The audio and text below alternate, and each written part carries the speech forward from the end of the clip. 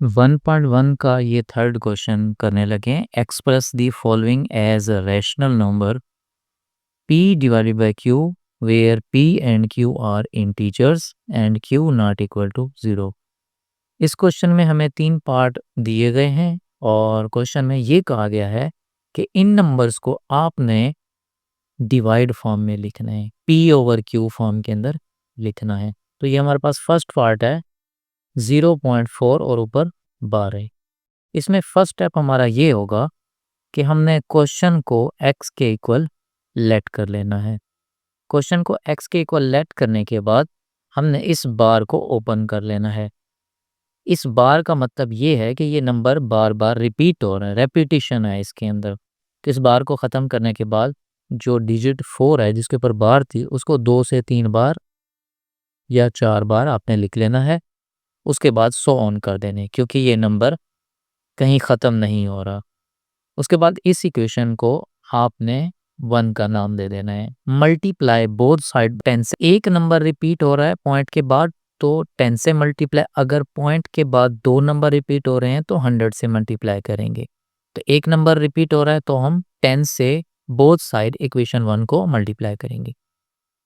Multiply करने से ये जो x था जब इसको 10 से मल्टीप्लाई करेंगे ये 10x हो जाएगा और 0.44 जो वैल्यू है इसको जब 10 से करेंगे तो 4.44 आ जाएगी। पॉइंट एक डिजिट के बाद शिफ्ट हो जाएगा। इसे इक्वेशन हमने 2 का नाम दे देंगे। 10 से मल्टीप्लाई करने के बाद जो इक्वेशन बनेगी वो 2 और 10 से मल्टीप्लाई करने से पहले जो इक्वेशन बनी है वो 1 है।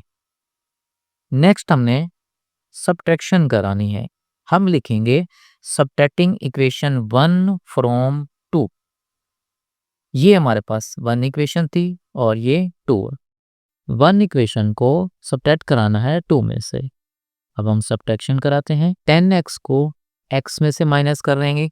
10x माइनस x 4.444 में से माइनस करेंगे 0.4444 को, तो हमने कुछ इस तरह लिख लेना।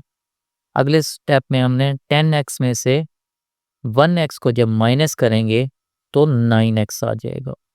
यहाँ पे समझिए 1 मौजूद है। 10 में से 1 x माइनस होगा तो 9x इज इक्वल 4.4 में से 0.44 माइनस करेंगे तो पॉइंट से पहले वाला नंबर बचेगा जो कि 4 था। नेक्स्ट ये 9 मल्टीप्लाई हो रहा है x के साथ, जगह पे शिफ्ट होगा इक्वल की दूसरी साइड पे तो 4 के नीचे जाके डिवाइड हो जाएगा। तो ये p ओवर q फॉर्म बन गई है। जो हमारा आंसर आ चुका है वो x is equal to 4 divided by 9। जब 4 को 9 पे आप डिवाइड करेंगे तो गिवन जो क्वेश्चन है वो आ जाएगा। यानी कि हमारा क्वेश्चन था 0.4 बार, यानी ये नंबर रिपीट होता रहेगा। अब नेक्स्ट पार्ट की तरफ हम चलते हैं। x इज इक्वल टू 0.21 और ऊपर बार लिखा हुआ है। इस क्वेश्चन में हमने ये जो नंबर गिवन है इसको डिवाइड फॉर्म में लिखना है, p ओवर q फॉर्म के अंदर लिखना है। तो इस क्वेश्चन को p ओवर q फॉर्म के लिए सबसे पहला जो हमारा स्टेप होगा उसमें हमने क्वेश्चन को x के इक्वल लेट कर लेना है। ये स्टेप नंबर हमारा 1 है। उसके बाद नेक्स्ट हमने ये जो पॉइंट वाली वैल्यू गिवन है जिसके ऊपर बार है, इसका मतलब ये होता है कि ये नंबर रिपीट हो रहा है, रेपिटिशन है इस नंबर पे। तो 21 के ऊपर 12, तो इस 21 को हमने 2 या 3 बार लिख लेना है। उसके बाद भी ये आगे रेपिटिशन होती है तो सो ऑन कर देना है। इस इक्वेशन को आपने 1 का नाम दे देना है। इक्वेशन को 1 के नाम देने के बाद आपने next multiply both side by 100 कर देना है। दोनों साइडों पे आपने 100 से मल्टीप्लाई करा देना है। ये किस तरह पता चलेगा कि 100 से मल्टीप्लाई होगा? आपने पॉइंट के बाद देखना है कितने नंबर ऑफ डिजिट्स रिपीट हो रहे हैं। अगर 2 नंबर रिपीट हो रहे हैं पॉइंट के बाद तो आपने 100 से मल्टीप्लाई करना है। अगर एक नंबर रिपीट हो रहा है तो 10 से मल्टीप्लाई करना है। अब हम इसे 100 से बोथ साइड मल्टीप्लाई करेंगे। जब हम 100 से बोथ साइड मल्टीप्लाई करेंगे 100x से मल्टीप्लाई होगा 100x हो जाएगा। 100 जब मल्टीप्लाई करेंगे 0.2121 के साथ तो ये आ जाएगा। पॉइंट 2 डिजिट के बाद शिफ्ट हो जाएगा आगे। ये इक्वेशन नंबर 2 बन जाएगी। ये ऊपर वाली जो थी वो इक्वेशन नंबर 1 का हमने नाम दिया था और ये जो सेकंड वाली है जिसे मल्टीप्लाई कर लिया इसे इक्वेशन 2 का नाम देंगे। उसके बाद नेक्स्ट हमने ये जो इक्वेशन 1 और 2 थी, इसको हमने सब्ट्रैक्ट कराना है। सब्ट्रैक्टिंग इक्वेशन 1 फ्रॉम 2, यानी इस 1 को सब्ट्रैक्ट करेंगे इस 2 में से।